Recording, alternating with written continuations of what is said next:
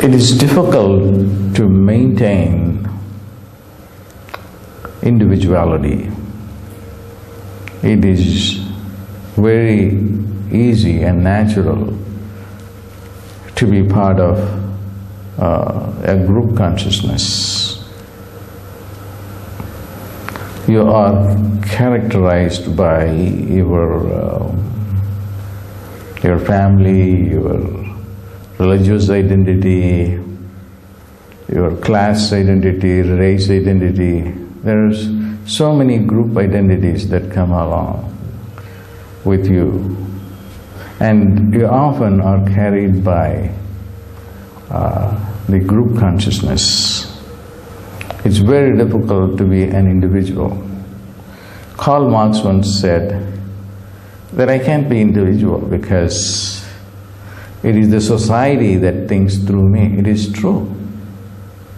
If you are Chinese or Japanese or Italian, American, British, Indian, they all represent the ethnic and geographical consciousness that you have inherited, that you do not really express your individual consciousness. When you are able to completely get beyond your ethnic, racial, group identity and be able to function as an individual, life will be so rewarding.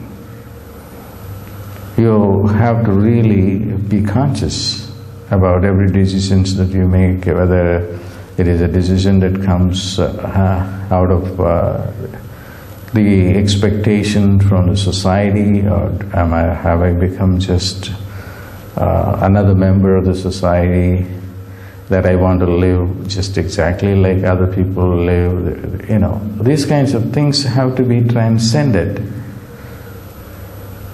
In order to do that, you have to become very conscious. One of the ways of becoming conscious is not allow mundane thoughts, allow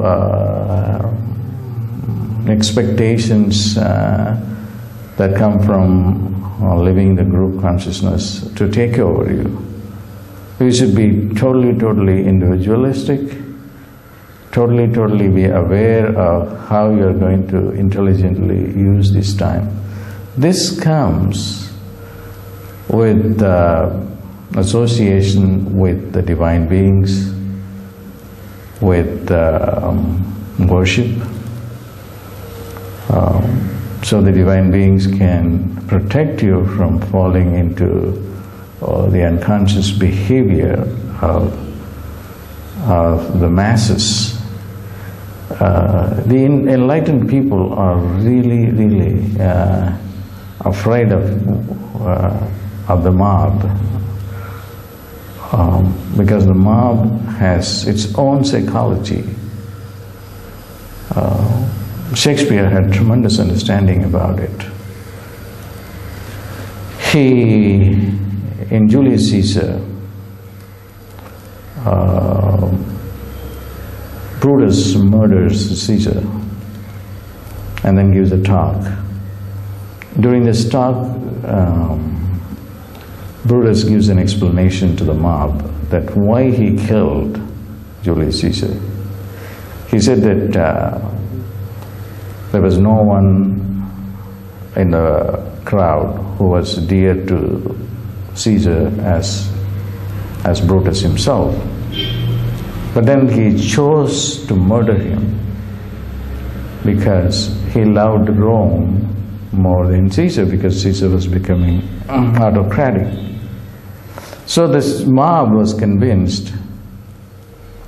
They all started shouting. Shakespeare beautifully puts these words out. Let him be Caesar, let him be Caesar. You know, the mob doesn't have the ability to think. They just want simply a leader.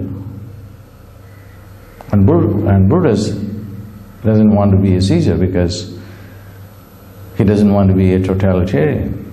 So what's the fun of making Brutus a Caesar? So this is mob consciousness.